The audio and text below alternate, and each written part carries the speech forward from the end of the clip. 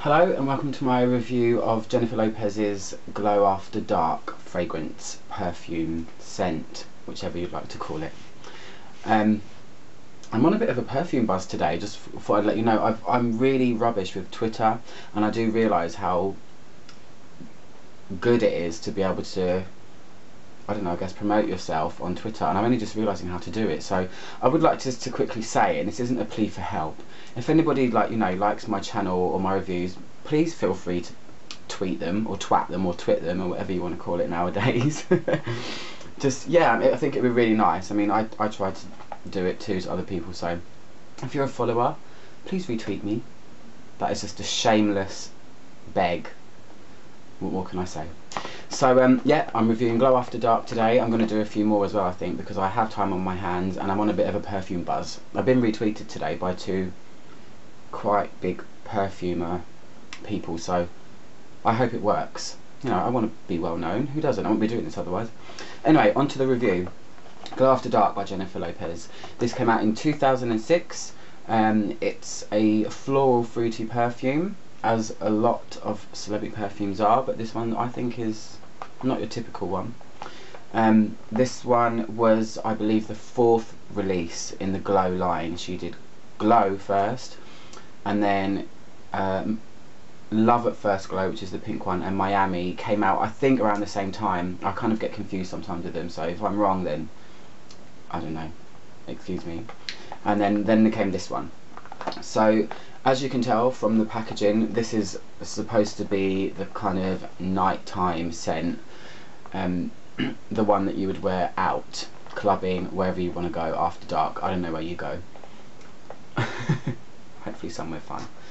I'm not sure I kind of understand really what she's put in it and the association with nighttime, but I do think it's a really good nighttime scent because it smells clean, and I'll go on to that in a minute. But anyway, I'll tell you what's in it. So the top notes, it's got kind of a couple of interesting things. You've got ozone notes, lychee, passion fruit, mandarin orange, and white cherry. Now, white cherry I've done a bit of research on, and a white cherry apparently smells like cherry, but it's just a lot more creamy. And ozone is obviously something that's made up. It's not something, you can't just bottle ozone. It's usually slightly aquatic, and I usually find ozone notes quite flowery. So that's what's in the top. The heart notes are rose, jasmine, orange blossom, and pink peony. So you've got the 4 flowers there. And then the base notes are patchouli, white woods, musk, and moss. I think moss is a really interesting note. It's something very green, something earthy, something very natural smelling. And I'll now show you the box and the bottle. So here you go. This is the dark coloured one. It's Glow After Dark. It's got stars on it, just in case you forget when you're supposed to wear it. As all the others, it's got a picture of the bottle on the back. This one is a completely pure silver bottle. You can't see through it. Very tall box. Mine's the 100ml one again. It's eau de toilette as well. Her perfumes don't really come in variations. They are what they are. So here's the bottle. It's completely silver, mirrored, shiny bottle. Yeah, it's really nice. They kind of get a bit scratched, these ones. Bottles like this are slightly irritating, only because you can't see how much you've got left. So it's kind of a bit of a guessing game. But this one on the bottom, you can see a little bit, so you can have a bit of a guess, and obviously you can feel the weight, but it's nice to kind of know how much you've got left in case you want to repurchase. So as with the other, the original Glow, it's got the same kind of decoration, except the other one had crystals, and this one's got, they're just kind of plain black stones. They're not really sparkly in any way, but it's quite a, I don't know, is it tacky, is it glamorous? I quite like it. It looks cool on a shelf anyway. So, and then it says, yeah, it says Glow After Dark round the rim there. So what does it smell like? Thinking of the notes, not what you'd think, in my opinion. So, okay, how does it open?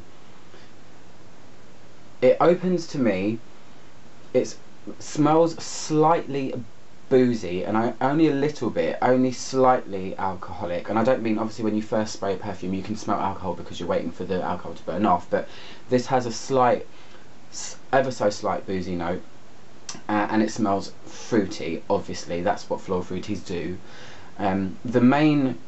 The main fruit of it, I would probably say, is the white cherry. It does smell very cherryish, but it has a huge underlying clean powdery vibe.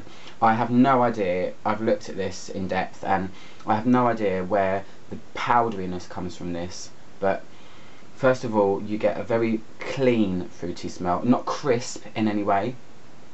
The white cherry, as I said, is supposed to be kind of more creamy than cherry, so that makes sense. It is slightly, it has a smooth powderiness to it, which is really, I didn't think it was going to smell like that. It smells very clean. It would be good if you're going to go out and go clubbing with this, because it smells like you've just showered, and you want to smell nice when you're going clubbing, don't you? You don't want to stink the place out. So yeah, what I find with this perfume is when it dries, it turns, I have no idea how, but it just turns so powdery. It's like someone's thrown a fruity powder on your skin, like if you used fruity talcum powder. I've read reviews about this, I've watched reviews, and nobody seems to have picked up on the fact that this is really powdery. That's my opinion of it. Obviously if you smell it before you'll know, and if you haven't, I think it smells like powder, but fruity powder. So talking about the base, you've got musk in it, you've got kind of, it's got white woods in it as well, so it is very slightly woodsy, and patchouli. The patchouli in this I think is completely muted. It's not, patchouli in the base of perfume usually is quite pronounced, and in this I wouldn't call this a patchouli scented perfume at all. Patchouli is quite earthy and dry and kind of sometimes woodsy and sometimes even a bit peppery. When you think of patchouli in something like Angel or Midnight Poison by Dior or Elle, they're very patchouli based. The patchouli in this kind of gets overtaken by a lot of other stuff, so it's very muted. It's really pleasant, obviously. It feels really comfortable to wear. It makes me feel clean. Like, I reviewed Miami Glow just recently, yesterday, so if you want to go and watch that, do. But this has the same kind of feeling where it feels, makes me feel clean and fresh, but fresh in a powdery way, not fresh in a zesty, zingy kind of way. Yeah, that's it really. I mean, talking about the moss, I was really excited to read that it had moss in it, and can I smell moss?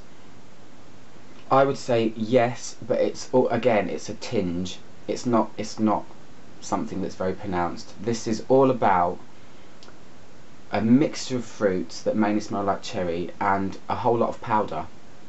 I don't know if that's my chemistry making it go wonky or not, my skin chemistry, but that's it really. That's what I think it smells like. It's really nice. It lasts a long time on me. I find that with a lot of her Glow perfumes. The Sun-Kissed one was a write-off. I've never purchased that because I didn't like it very much. I do apologise, JLo.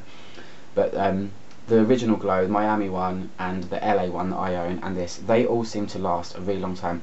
This one and the original particularly more than any of the others. It seems to just become like a slight bubble around you of clean powdery fruitness. Does that make sense? I don't know, hopefully. But yeah, that's my review of Glow After Dark. I wouldn't necessarily say this is a nighttime fragrance. I think this would work lovely in winter during the day. Not that there's any rules, you can wear this whenever you want, doesn't matter. So that's my review. I hope you enjoyed it. I'm going to crack on with a few more now, so I'll see you in a minute or whenever you've watched this. I don't know when it might be. Thanks anyway, see you later, bye.